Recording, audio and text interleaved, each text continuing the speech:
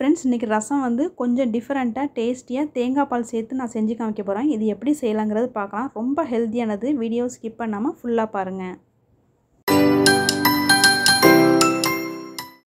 First வந்து ஒரு mixie jar எடுத்துக்கோங்க. இதில் வந்து பார்த்திங்கன்னா 1 டீஸ்பூன் அளவுக்கு மிளகு சேர்த்துக்கோங்க. மிளகு வந்து நீங்கள் காரத்துக்கு ஏற்ற மாதிரி அட்ஜஸ்ட் பண்ணிக்கிடலாம். நெக்ஸ்ட் வந்து 1 டீஸ்பூன் அளவுக்கு சீரகம் சேர்த்துக்கோங்க. நெக்ஸ்ட் வந்து ஒரு 5 பல் பூண்டு இதோட சேர்த்துருக்கேன். தோல் எடுக்கணும்னு தேவையில்லை, அப்படியே சேர்த்துக்கலாம். நெக்ஸ்ட் வந்து 1 டீஸ்பூன் அளவுக்கு தனியா, அதாவது மல்லி விதையை சேர்த்துருக்கேன். ஒரு மிளகாய் வத்தல் ஆட் பண்ணியிருக்கேன். அப்புறம் கொஞ்சமாக ஒரு கொத்து கருவேப்பிலை இவ்வளோ ஆட் பண்ணியிருக்கேன். இப்போ இதை வந்து தண்ணி விடாமல் நல்லா அரைச்சி எடுத்துக்கலாம்.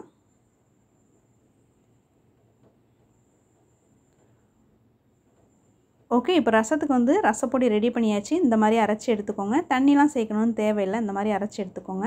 நெக்ஸ்ட்டு பார்த்திங்கன்னா இது செய்கிறதுக்கு ஒரு சின்ன லெமன் சைஸ் அளவுக்கு புளி எடுத்து வச்சுருக்கேன். ஓகே, புளி நல்லா ஊறட்டும். நான் அரை மூடி அளவுக்கு தேங்காய் எடுத்து வச்சுருக்கேன். நான் தேங்காய் சின்ன சின்னதாக கட் பண்ணி தான் எடுத்து வச்சுருக்கேன். நீங்கள் துருவி கூட ஆட் பண்ணிக்கலாம். இதை வந்து பார்த்திங்கன்னா தேங்காய் பால் எடுக்கிறதுக்காக நான் கட் பண்ணி எடுத்து வச்சுருந்தேன். இதை வந்து கொஞ்சமாக தண்ணி விட்டு நல்லா ஃபைன் பேஸ்ட்டாக அரைச்சி எடுத்துக்கோங்க. ஓகே, இதை நல்லா அரைச்சி ஃபில்டர் பண்ணி எடுத்து வச்சுக்கோங்க. ஃபஸ்ட்டு பால் செகண்ட் பால் ரெண்டும் எடுத்து வச்சா போதும். நான் இந்த மாதிரி ரெண்டையும் தனித்தனியாக எடுத்து வச்சுருக்கேன், ஃபஸ்ட்டு பாலையும் செகண்ட் பாலையும். ஓகே, நெக்ஸ்ட் வந்து ஸ்டவ்வை ஆன் பண்ணிக்கலாம். ஆன் பண்ணிவிட்டு ஒரு கடாயை ஸ்டவ்வில் வச்சுக்கோங்க. கடாய் நல்லா காஞ்சதுக்கு பிறகு 1 டேபிள் ஸ்பூன் அளவுக்கு தேங்காய் எண்ணெய் ஆட் பண்ணியிருக்கேன்.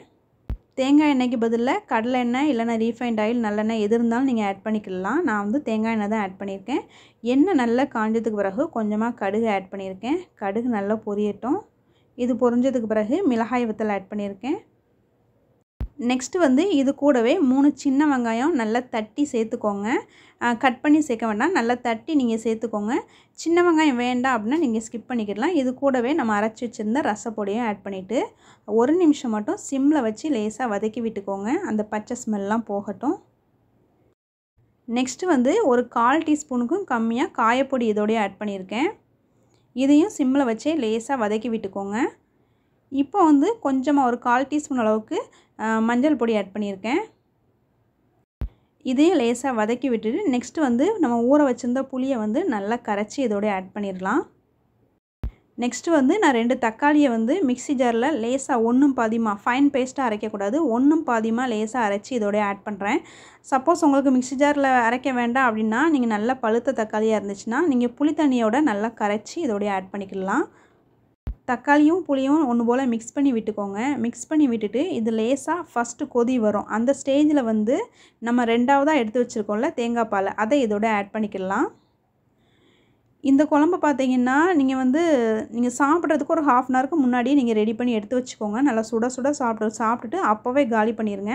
இது மீதி இருந்துச்சுன்னா ஸ்டோர் பண்ணி வைக்காதீங்க. ஏன்னா தேங்காய் பால் ஆட் பண்ணியிருக்குல்ல, அதனால் வந்து சீக்கிரமாக கெட்டு போகிறதுக்கு வாய்ப்பு இருக்குது.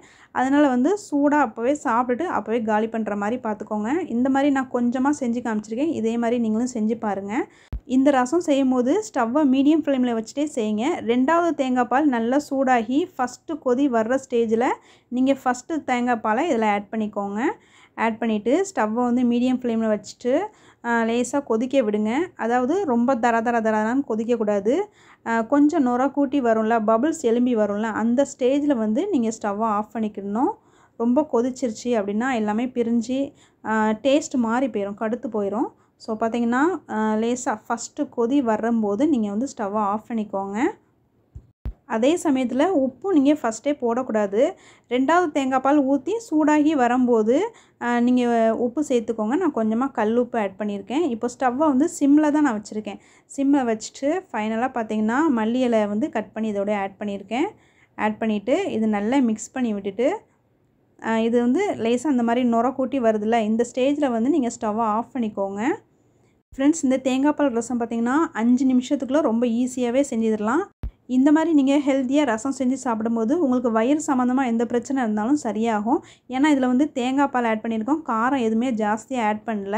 ஸோ பார்த்திங்கன்னா இது ரொம்ப ஹெல்த்தியானது. குழந்தைங்களுக்கு அடிக்கடி செஞ்சு கொடுங்க.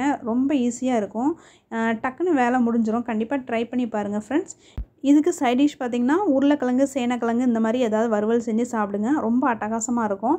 ஓகே ஃப்ரெண்ட்ஸ், இந்த வீடியோ பிடிச்சிருந்துச்சுன்னா லைக் பண்ணிக்கோங்க. மறக்காமல் என்னோட சேனலை ஃபர்ஸ்ட் டைம் பார்த்துட்ருக்கீங்கன்னா சப்ஸ்கிரைப் பண்ணிவிட்டு பாருங்கள். நான் மறுபடியும் வேறு ஒரு ரெசிபியில் உங்களை மீட் பண்ணுறேன். இது வரைக்கும் நீங்கள் வீடியோ வாட்ச் பண்ணதுக்கு தேங்க்யூ.